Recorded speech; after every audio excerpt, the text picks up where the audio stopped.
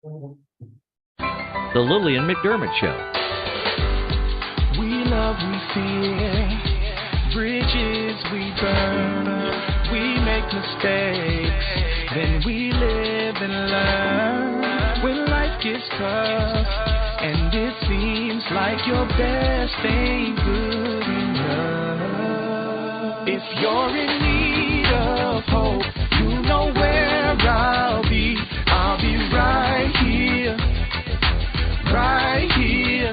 And when you need a friend, you can count on me. I'll be right here, waiting for you.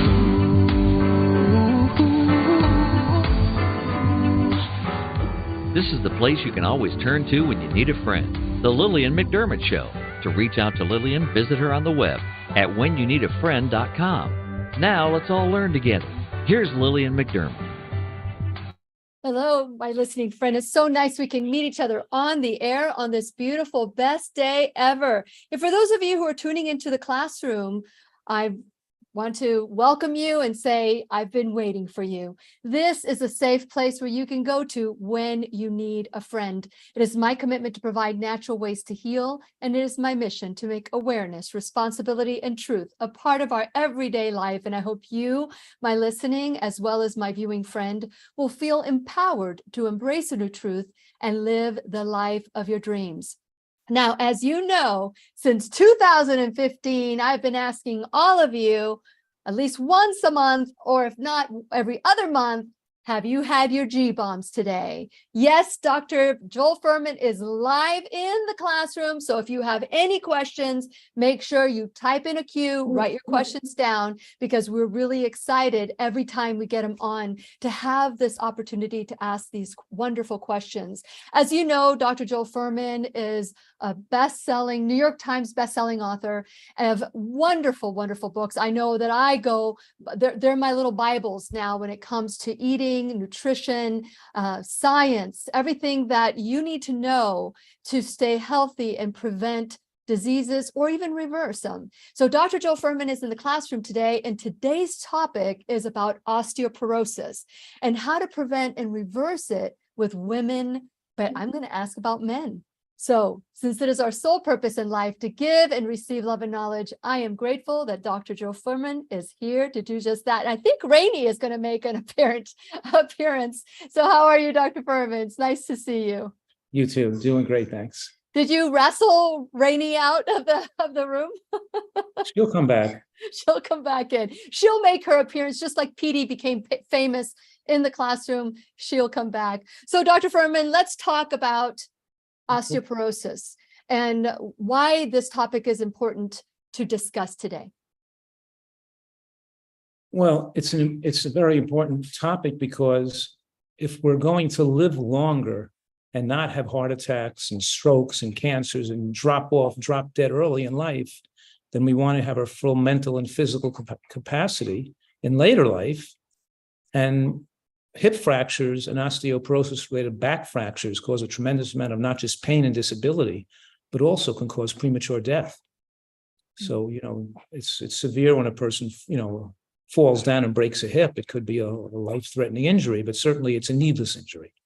Absolutely needless. And I think most diseases are needless.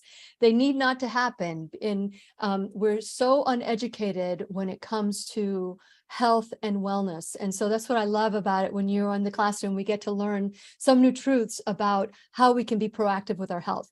So with that in mind, let's talk about prevention, first of all, because prevention is key. What are some of the things that we can do to prevent osteoporosis before we move on to, how to reverse it and what are the side effects and all of that? Right. Well, the three things we're going to talk about is diet, exercise, and supplements. Diet, exercise, supplements. So we can talk about the diet first, because we know that a diet with too much animal protein in it causes an acid tide in the body, causes it to become overly acidic, and all the extra acid from digesting all that protein. Don't forget, when we eat a high protein meal, particularly animal protein, the body has to secrete a lot of acid into the stomach to digest it properly. And that acid can't be left. It has to be balanced with bases to turn, so it doesn't, so our body is not acidic in the blood. So that acids are absorbed into the bloodstream. And those acids that are absorbed into the bloodstream are then excreted in the urine, and they're balanced with more basic mineral salts that come from the bones, like calcium. So we lose more calcium in the urine when our diet is more acidic. So a diet with too much animal protein, of course, can lead to calcium loss in the urine, negative calcium balance. Negative calcium balance means more calcium is excreted in the urine than can be absorbed through the diet. Now, the interesting thing here is that if your diet is too low in protein, is too high in protein, particularly animal protein, you develop more acidity and more osteoporosis. But if your body is too low in protein, then you can develop more sarcopenia and more muscle wasting with aging and more osteoporosis too. So both too much protein and too little protein increase the risk of osteoporosis.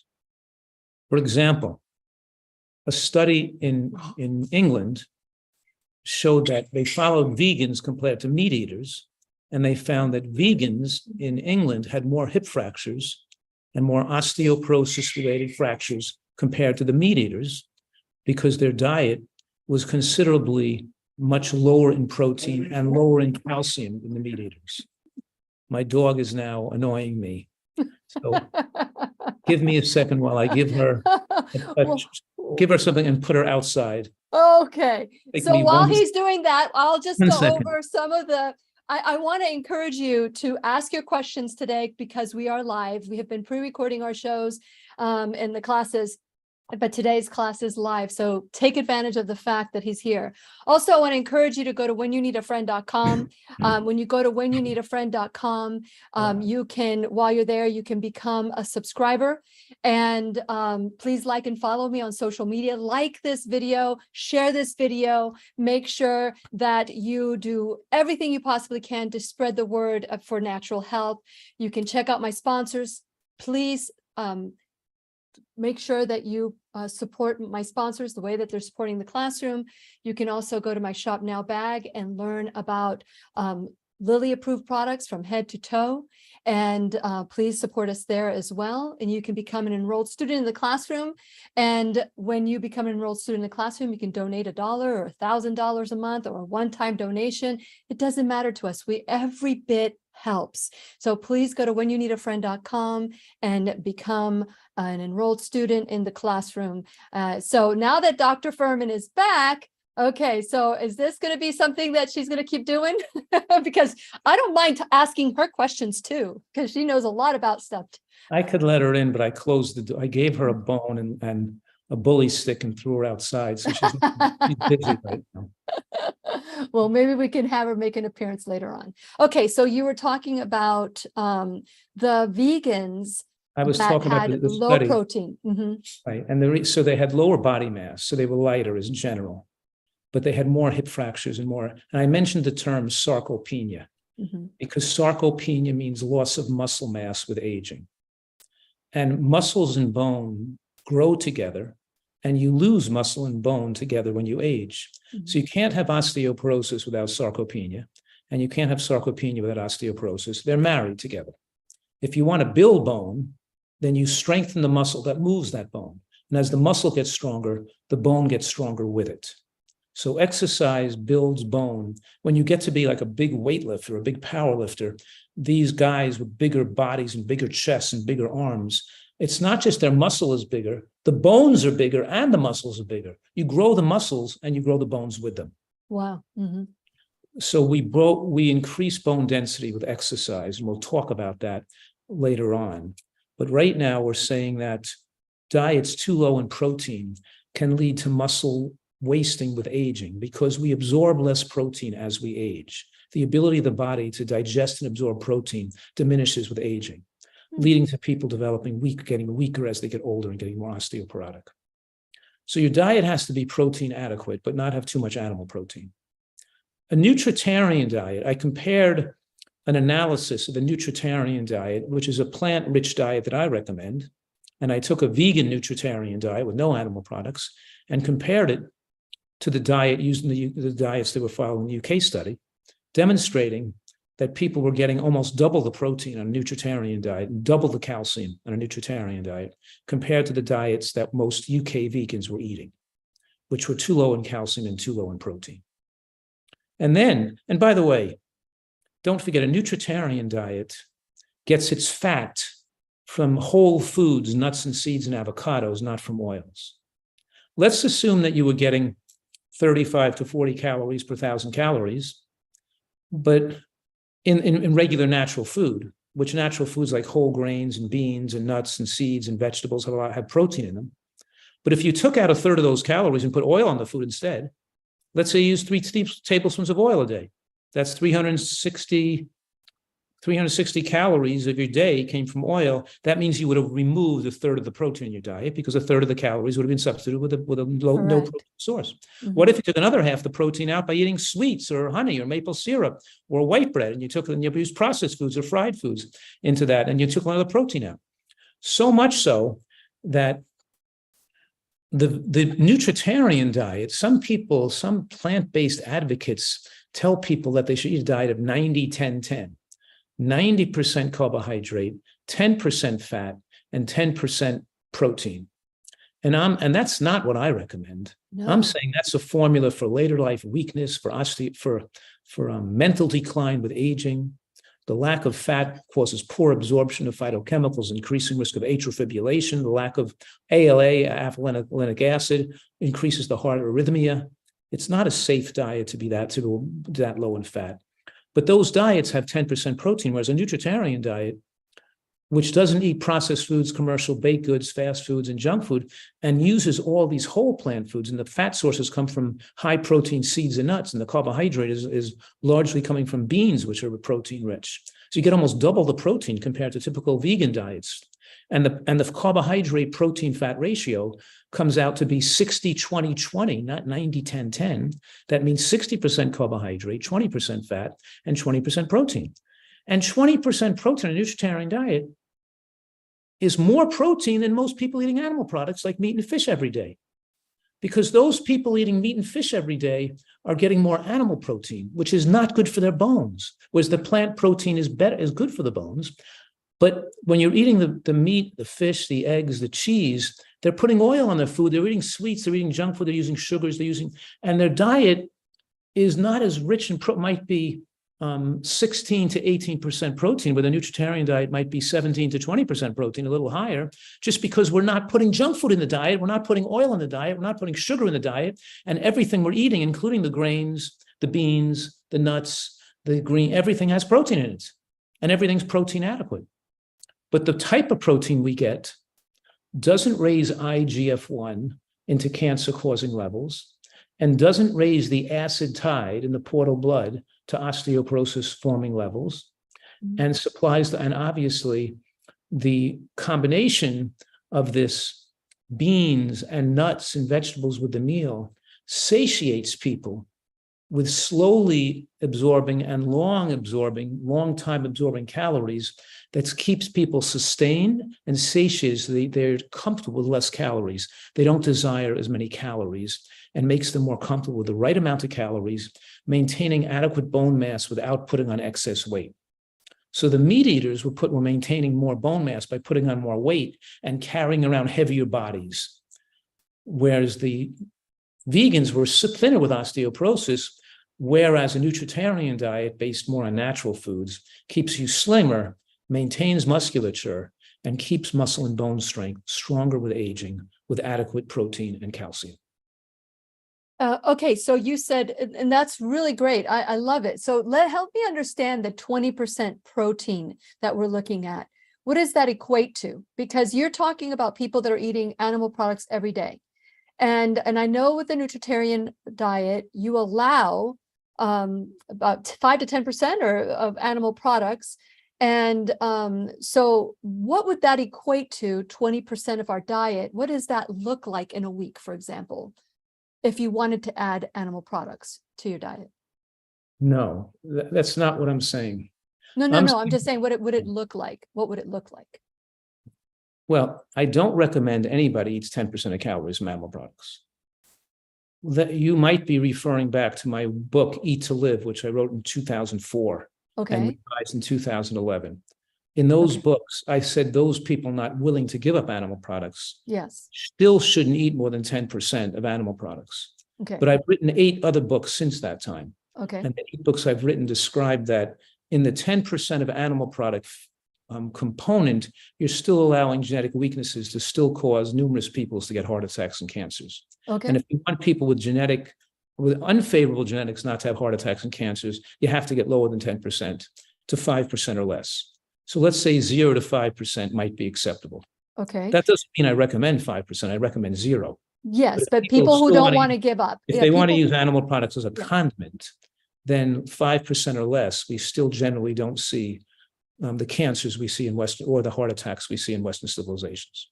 So what And would even that Dr. equate Ornish's to? study, which showed reversal of heart attacks, reversal of heart disease in Dr. Ornish's studies, he still allowed a small amount of egg whites and skim milk dairy, about 5% of total calories, still allowing an environment for cardiac reversal. So I'd say 5% is the maximum figure. But what I was saying prior to this was that because we're using whole foods, and all these natural plant foods are rich in protein, except for fruit. So everything except fruit is rich in protein. Whole grains are relatively high in protein. Beans are high in protein. Vegetables are high in protein. Nuts and seeds are high in protein. They all give adequate protein. And you make the diet largely of those foods without added oil and sugars, you get relatively a good amino acid mix that gives you about 20% protein in your diet without any inclusion of animal products. Okay. You don't need to utilize any animal products to get to that 20%. But if you start to use too much animal products, let's say over 10%, then we're building protein, but we're getting protein, a different type of protein that actually promotes negative effects. And we know that one of the most important studies in the last 5 years in medical science and nutritional science is that more animal protein in the diet leads for shorter lifespans, and more plant protein in the diet leads for longer lifespans. The reason these studies are so relevant is because prior to that time, studies on meat and eliminating and restricting meat did not show enhancement in lifespan. The reason they didn't show enhancement in lifespan, they kept comparing people that reduced meat ate more chicken.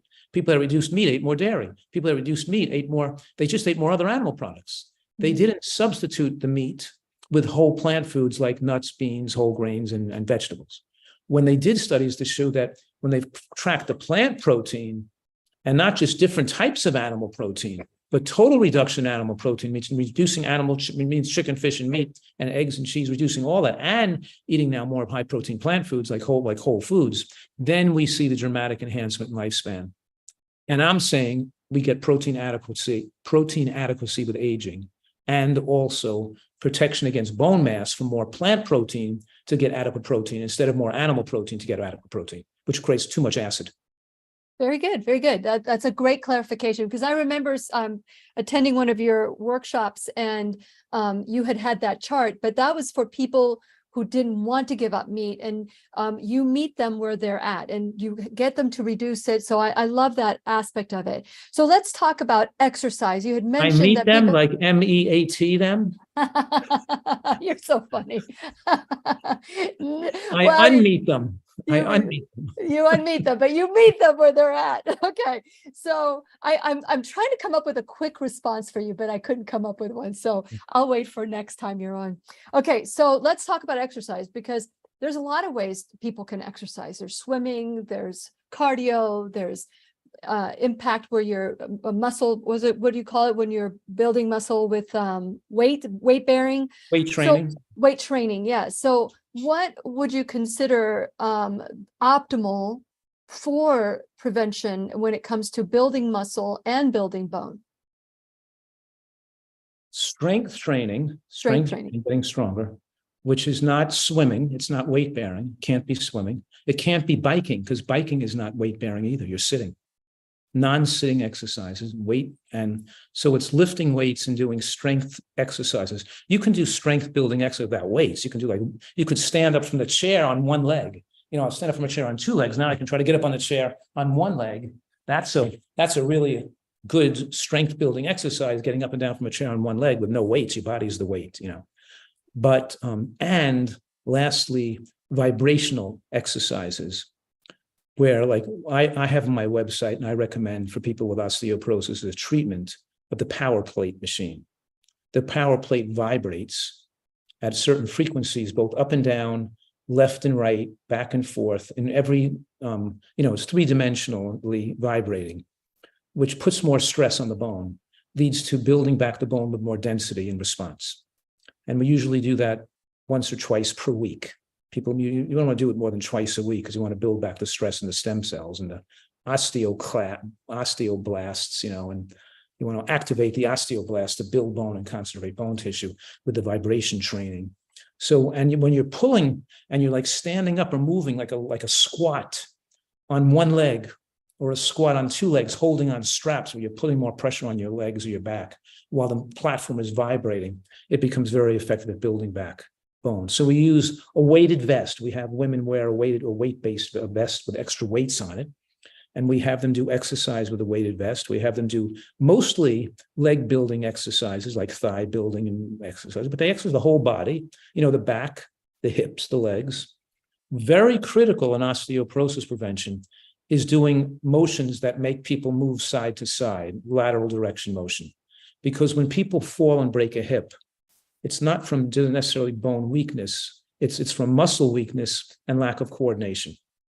And they haven't exercised and practiced moving side to side, and they don't fall back on their butt or fall forward on their knees. They fall to the side and break a hip.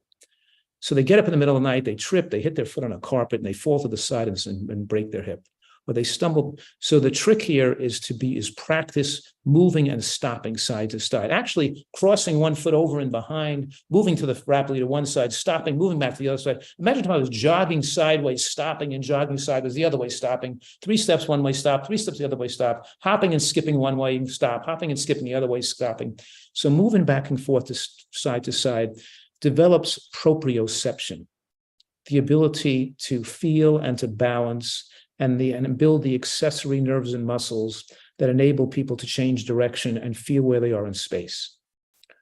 So proprioception training, strength training, vibrational training, and wearing the weighted vests are the 4 types of exercises that we recommend to build back bone. And I have hundreds of patients that have had even severe osteoporosis that built back bone again with diet, supplements, and the right exercise. We don't use the bisphosphonates that other doctors use in those drugs, which can cause atrial fibrillation, long bone fractures, and jaw necrosis. My opinion is those drugs are too risky and create too much serious side effects. Not side effects like you feel fatigue, or you have a sore throat, or you have reflux esophagitis, but side effects that can really cause you to damage your body, damage your heart permanently. Because after you stop the drugs, you don't go back into normal rhythm after you develop atrial fibrillation. You stop the drug, you're permanently in atrial fibrillation.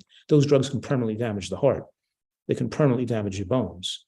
So my viewpoint is that drugs with such a serious side effect profile should not be on the market, not be utilized, especially when vibrational training, the right dietary and supplemental regimen is very effective at building back bone mass again. It's sad that the option that people get when they have osteoporosis are these medications that lead to bone being more brittle and all these side effects that you mentioned as well. I even heard getting jaw osteoporosis from some of these medications. I was reading about some of them that the jaw now becomes so brittle that it's hard for them to even... It's called jaw osteonecrosis, which means the bone in your jaw becomes dead. It kills the bone in your jaw and the bone atrophies and dies. So you have permanent bone damage in your jaw as a side effect of these medications. Yes. Oh, so it's awful. Yeah. But that is what people believe are their only option. And so we're talking about prevention is key. And you've talked about exercise and diet, supplements, and what else did we talk about? And eating a vegan diet. I don't know if I said them all, but the problem is that the perception is through media, through bullying other people saying that want to do it naturally, It's for someone to go outside of the norm. It takes a lot of courage and research. So for people that have osteoporosis, first of all, I will tell you this. Because I'm over, I just turned 60. I've had every doctor that has ever seen me once I turned 40 that they want me to do a Dexa scan.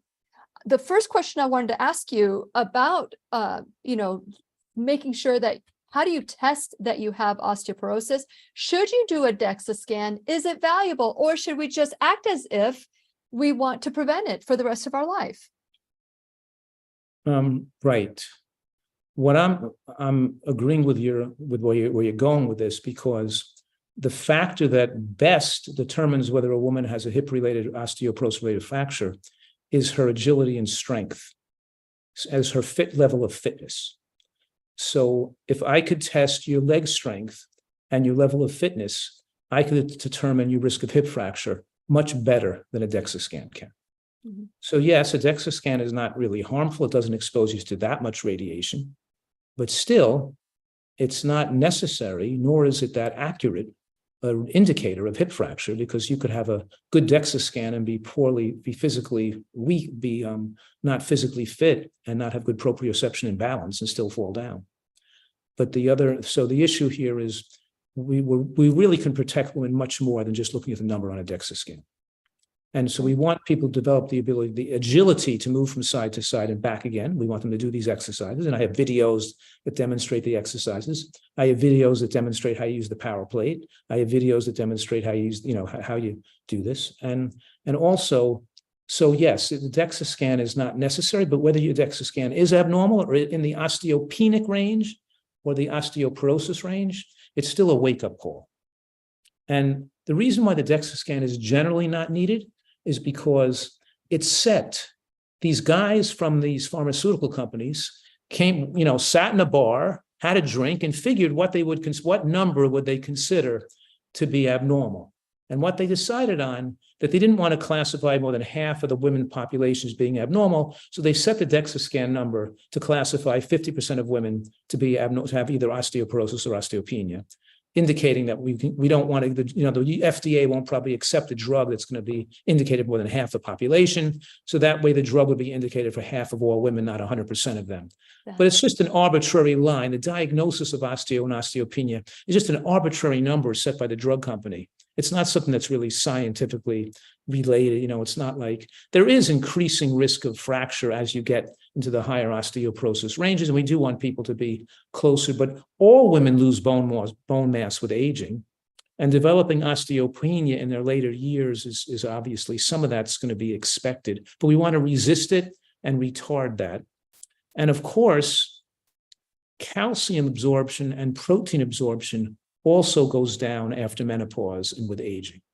So it is helpful to give women supplements when postmenopausally, especially when they're not eating a huge amount of green vegetables and nuts and seeds, and the beans, which are high calcium foods. But even then, because women don't need as many calories, and we don't want them to overeat to try to get enough calories in, and some people have slow metabolic rates and they need less calories. Some people are naturally smaller people and should be slimmer. We don't want them to be overeating or trying to force food to get an extra calcium. So giving them a little K2 is not like K1. K1 comes from vegetables and beans. You don't get K2 from food very well. It mostly comes in fermented foods or fermented cheeses and fermented, So K2 has been shown to be very beneficial to the bones, making sure your vitamin D intake and levels are adequate, and that you have some absorbable food-based calcium. The terminology called food-based calcium means we want to take a little extra calcium with each meal to bring the calcium absorption up a little bit with each meal, as opposed to taking a high-dose calcium supplement. You take 500 milligrams or 1,000 milligrams of calcium, you're going to spike the calcium in your blood with a peak of calcium. And that peak of calcium is not as effective for building bones around the clock. It just gives you a peak of calcium one time in your blood. And that spike of calcium in the blood is linked to calcifications in the heart and calcifications in the joints. So by taking high dose calcium supplements, like most women are taking 1,000 milligrams of calcium with vitamin D in an osteoporosis protective supplement is not good for them. It increases the risk of heart disease and even osteoarthritis or arthritic. Or so, as opposed to that, I recommend the supplements I recommend, and I have obviously a supplement designed for this, gives people about 200 milligrams of calcium from a food source calcium, not just a mineral, but actually a more absorbable, more. The reason it's food based is that it's more slowly into the bloodstream. You don't spike the calcium in the blood, but increases the calcium bioavailability with each meal to counter the natural loss of calcium absorption as people age. So they take a little extra food-based calcium, like 200 milligrams with meals. They take a little extra K2, and they take a little extra vitamin D. And they do that in conjunction with the healthy diet. And also with making sure their omega-3 index is adequate as well. And the vitamin D level is monitored with a blood test to make sure the level they're taking is bringing them that favorable level between 30 and 50 on the 25 hydroxy vitamin D blood test. You want to be in that level of 30 to 50. Okay, for calcium? No, that's the vitamin D level. D levels, okay, 30 to Vitamin 50? D level, yeah, 30 to 50. So we're saying that the ability to absorb goes down. So that's why we're giving most postmenopausal women this calcium supplement. This Osteobiotech is my supplement with a low dose of calcium, a little K2, a little D, and my woman's multi has more vitamin D and K2 in it as well. But it's spread out, so we're not spiking too much, because too much of vitamin D or too much calcium is not favorable. Well, I think I heard you say this, and I've heard other doctors as well, saying that too much calcium can cause blockage of the arteries. Did I hear you say that correctly? Or did I hear you say that? Not something like that. It can cause calcifications in the heart. Calcification in the heart. Have some effect, they think, to even increase risk of heart attacks. So the calcifications in the heart means you have more calcified wall. The wall of the heart disease can be more likely to become calcified because you took this high dose calcium supplement every day for so long. And what about magnesium? Where does magnesium play when it comes to bone health? Does it play anything at all? Not really. I mean, yes and no. The reason I'm saying yes and no is because we get so much magnesium from a healthy diet that if a person needed magnesium for bone health, and we do put a little magnesium in there, but if they needed magnesium really for bone health, it means their diet's not good enough, because they get so much adequate magnesium that's easily absorbable from vegetables and beans and nuts as it is. So it's not a major concern. Okay. You can take a little extra magnesium if you want to, but for other women, you absorb calcium, magnesium, they absorb together, they're utilized together. So probably some of that could be helpful, but it's really, you could say, not important once you're eating a really good diet. Okay. So let's go back to calcium then. Foods are rich in magnesium. They're rich in protein. They're rich.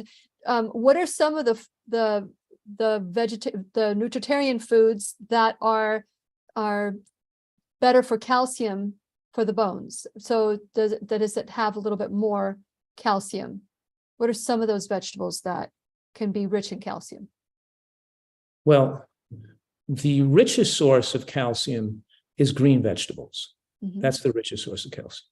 However, spinach and Swiss chard have oxalic acid that binds calcium and make the calcium in the vegetable not absorbable. Therefore, it's the lower oxalic vegetables, green vegetables, that give you the most calcium. And believe it or not, the food that gives you the most calcium with the lowest oxalic acid ratio is lettuce. Just simple lettuce, dark green lettuce, romaine lettuce. So arugula, watercress, the things I recommend. If you asked me, what are the most powerful foods against cancer? Then I would say lettuce, arugula, watercress, broccoli sprouts, or broccoli, something like that. And those are also the same foods that are highest in calcium with the lowest level of oxalic acid with the most calcium bioavailability. It's interesting that green vegetables give us the most protection against heart disease, the most protection against cancer, the most protection against strokes, the most protection against dementia, and the most protection against osteoporosis as well, the same foods. So if hypothetically, if somebody is eating a Nutritarian diet, they wouldn't need the calcium, they wouldn't need magnesium, they wouldn't need all the supplements that the majority of the people need because they have a poor diet. And will a poor diet be? No, I'm not saying that. No, I'm asking a question.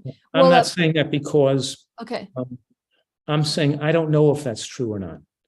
Because it's natural to reduce protein absorption and calcium absorption with aging. Because calcium absorption goes down with aging. I'm still recommending women on a healthy Nutritarian diet still take a little extra calcium for protection, because they're not going to be dead between 75 and 85 like all other Americans are dead. For other Americans, it probably doesn't matter that much because they're dead anyway. But for a Nutritarian who's going to live to be 95 and 105 years old, around 100 years old, they're going to live much longer. My mother, unfortunately, had a hip fracture last year at the age of 94. Now she's 95. She recovered very nicely.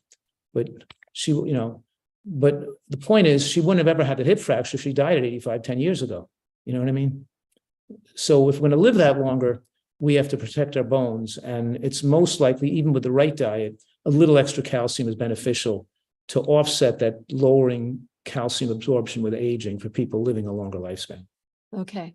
So when people are not eating a healthy diet, because the majority of the people that I come across, they're eating the standard American diet.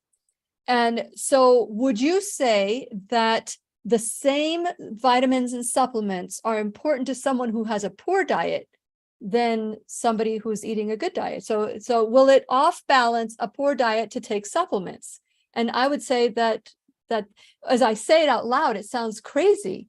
It sounds crazy because probably it's not going to make the person live long enough to matter, because when they're on a poor diet, they're going to be dead around the age of 80, and they're going to suffer for years before they die. And the supplements are not going to extend their life enough to make enough difference. And because their diet is going to be the cause of their death, it may not even matter if they take supplements because they're going to be dead anyway.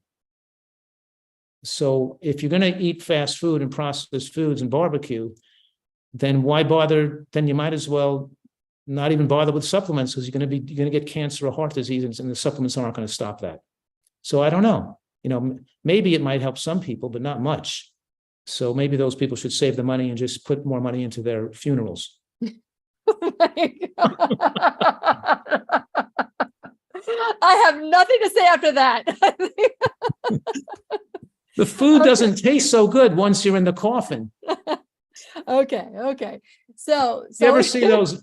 You never see like an armored car, following a hearse to the funeral. And then people say, why are there no armored cars? Because usually people don't take their money along and bury it when they're dead. You know what I mean? So whatever.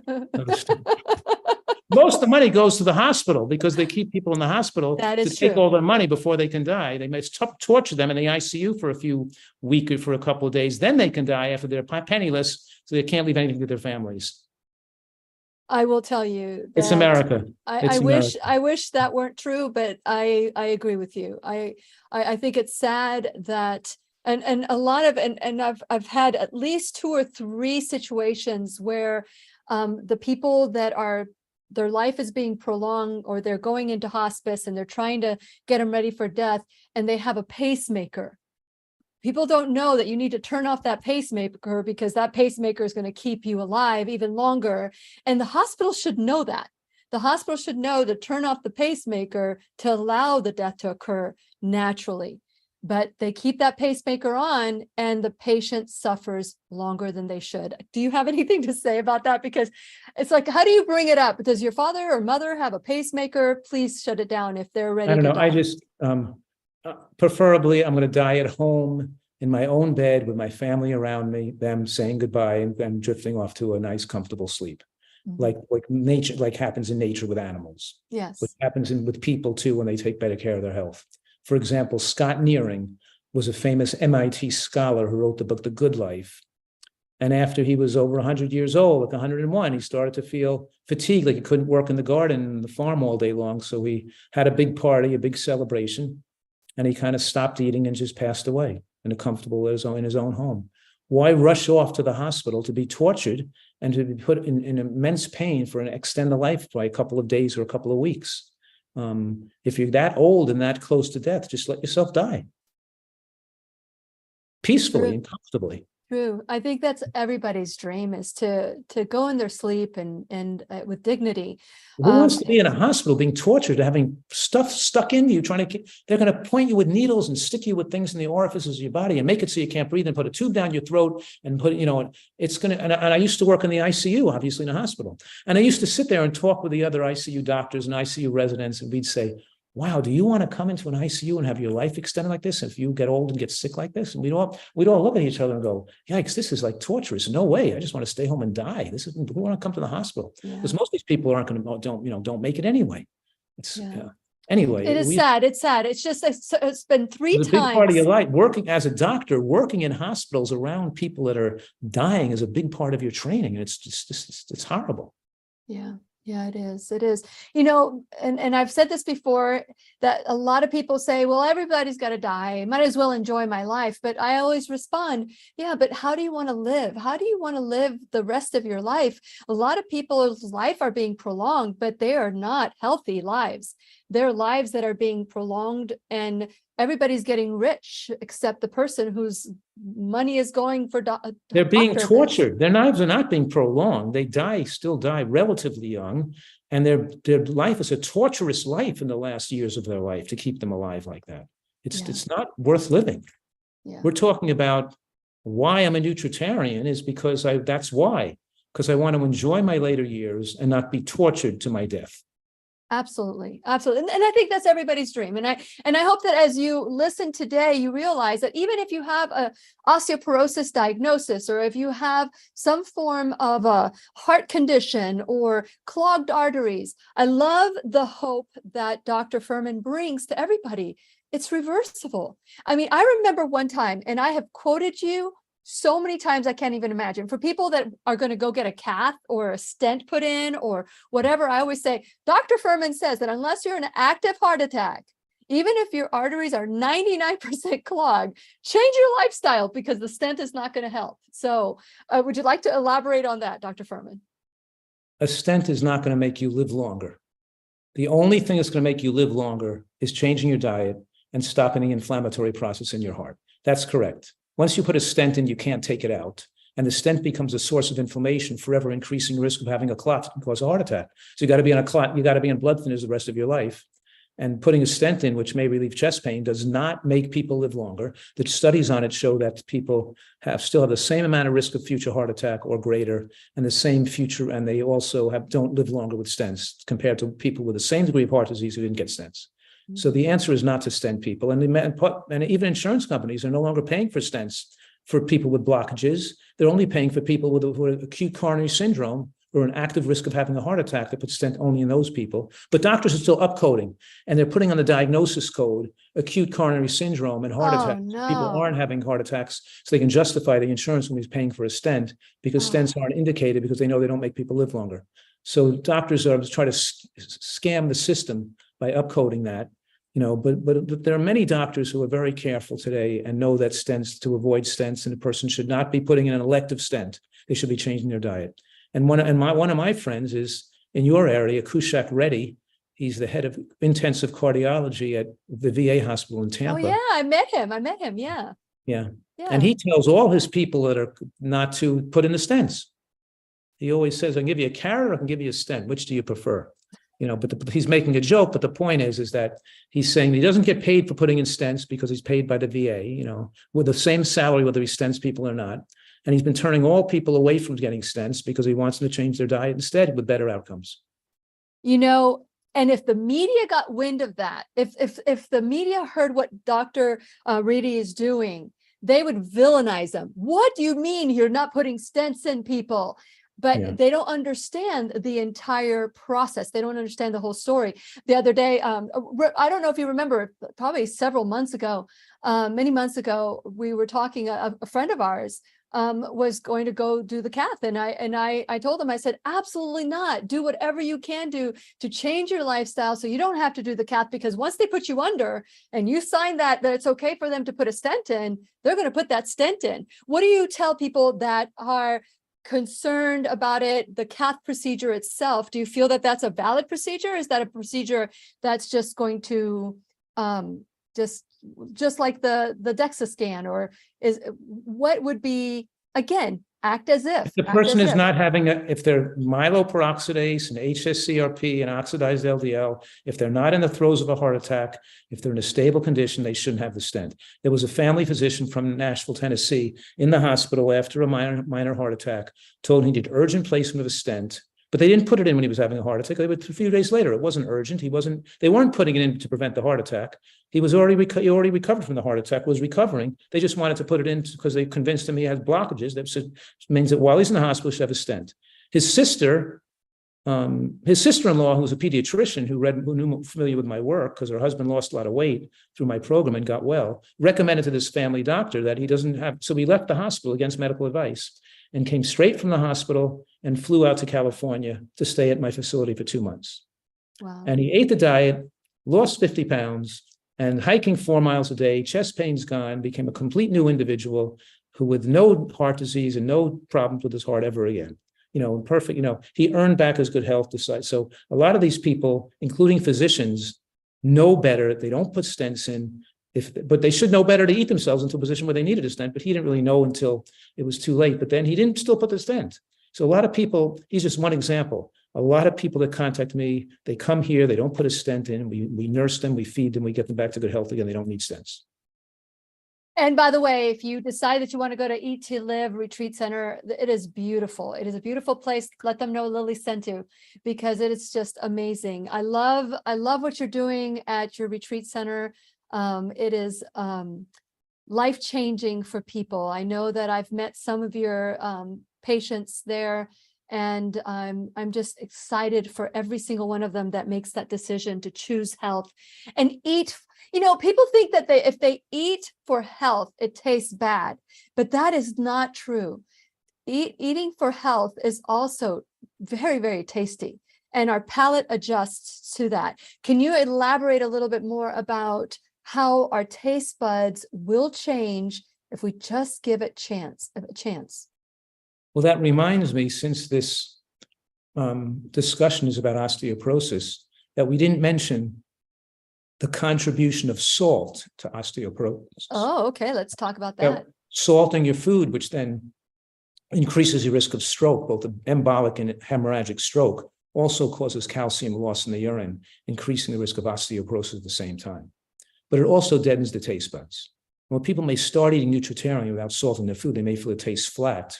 But over time, their taste muscle improves, and they start to really enjoy eating this way. I did a study on more than 700 people demonstrating that most people liked eating this diet as much or better than their old diet after the 6-month mark, when their taste buds have been changed adequately. So temporarily, but when you stop overly sweetening your foods with sugar and overly salting them with salt, you build back the ability to enhance not only the strength of the taste buds, but the ability to taste a more subtle variety of flavors from natural foods.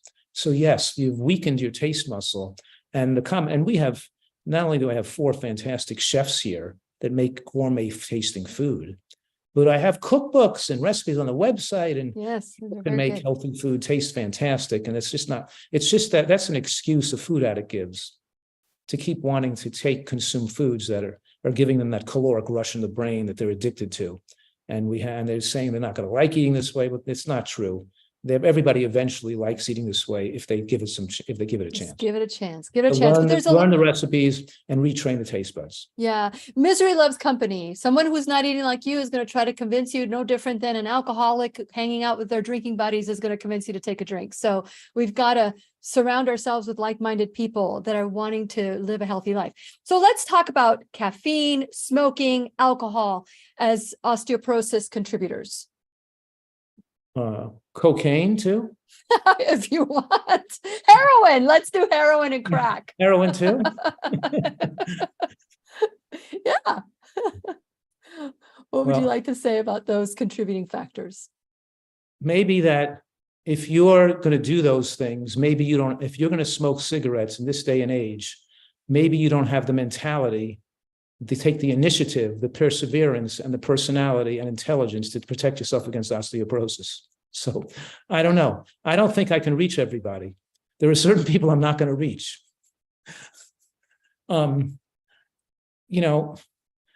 So we got to do the best we can. Obviously, many people, though, don't realize the negative effects of even small amounts of alcohol. Even one serving of alcohol a day is a significant risk factor for breast cancer, let's say. So alcohol is carcinogenic, and getting an alcohol buzz makes you more increased risk of dementia later in life. And even secondhand smoke by being around other smokers and you're not even smoking. Even having a fireplace in your house, even burning wood in your fireplace puts polyaromatic hydrocarbons in your air that that shortens lifespan and increases risk of cancers. And that's related to forest fires, global warming, and the smoke coming down from the burning of our environment, which is going to increase cancer risk and increase risk of dementia from people inhaling polyaromatic hydrocarbons. So unfortunately, we're all dependent on each other's health, and people should be not eating animal products and meat because it utilizes resources. They burn down the rainforest to grow feeds for animal products. It puts black soot into the air. We produce more carbon dioxide with animal husbandry, and we pollute the waters with nitrogen runoff that puts toxins in the waters. So we're talking about the humans are contributing to their own demise, and they're spreading the damage to other humans. We can't do this by ourselves. And so it's not just a political issue, it's an environmental, medical, and health issue as well. So we have to be, and that means that protecting our own health, eating plant-based, and eating natural foods, organic, and eating foods that are, that we can grow ourselves in our own houses, and planting more trees and not eating meat, and is all a big things that we can do to contribute to the world and not put a bigger carbon footprint on the world. Very good, very good. So we have about 2 minutes left. I have one last question for you. We've talked about women and osteoporosis, but do men get osteoporosis as well? And should they take heed? Generally, I'm not recommending they take the osteobiotech supplement like I'm giving to the women, because men are naturally larger and heavier and have bigger bones to begin with. They do fall and get hip fractures, but it's more related to their poor diet, the processed foods, the croissants, the bagels, the pizza, the burgers, the fast foods. It's more like they weaken, they become lethargic, they lose their agility. So it's not that the calcium is much, more that their physical ability and agility is lost due to poor eating. So it's not with women, they might be more prone to be more health conscious, exercise when they're younger, thinking of the future, eat healthier. And for those, they're going to benefit more from taking those supplements. For men, it's just living healthier in general is going to protect them. Well, I love your message of hope that these things we can prevent, we can reverse, we can take control of our life, our health back. Once again, Dr. Joel Fuhrman, you can find him at drfuhrman.com. And also you can check out the Eat to Live Retreat Center. It's just absolutely amazing. Let them know Lily sent you. And Dr. Fuhrman, final words before we go about osteoporosis real quick. The final word is that you've got to take care of yourself, and you've got to become the expert in you. You are the artist, scientist in you. You know what to eat, how much to eat, when to exercise, sleep, what supplements to take. You've got to develop the expertise in yourself, because nobody, and your doctor's not going to do it, and nobody else is going to take care of you like you.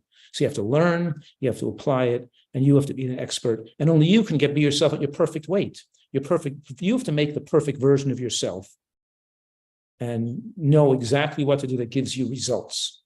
And I'm here to help give people information so they can figure out what's best for them. Absolutely. This has been a wonderful conversation with Dr. Joel Fuhrman. I am just thrilled to be a part of this. And just know that we take a time to learn the manual in our car and learn about everything that you need to do for maintenance. let your car be your body. Your body, treat your body like you would treat your car. So do something nice for yourself and live the life that you want. And please remember, we'll be right here waiting for you worldwide at whenyouneedafriend.com. This is Lillian McDermott and Dr. Joel Fuhrman wishing you love, peace, joy, and unexpected abundance. Make it the best day ever. Good job. You did it. Next time you dance. The opinions and advice expressed on the Lillian McDermott radio show are intended for the individual callers and guests on the program and are presented to our wider audience solely for general educational purposes. Please act responsibly and consult personally with your own medical, psychological, or nutritional expert before taking any steps to improve your life. I love Dr. Fuhrman. He was like so silly today, but always very truthful in the information that he gives us. If you heard something here today that pierced your heart, dig in deeper, learn more. I want to encourage you today. It's our next date for Super Gut. Please consider joining us. You can join us at any time. Tuesday nights is when we come together to learn from Dr. William Davis. And so I hope that you will, make a decision to improve your gut. And once you improve your gut, your health improves as well. And so check it out. And also we have the emotion code and body code coming up on November 3rd and 4th here in beautiful Cape Canaveral, Florida. So do whatever it takes to live the life of your dreams. And we will see you tomorrow. Again, take care. Bye.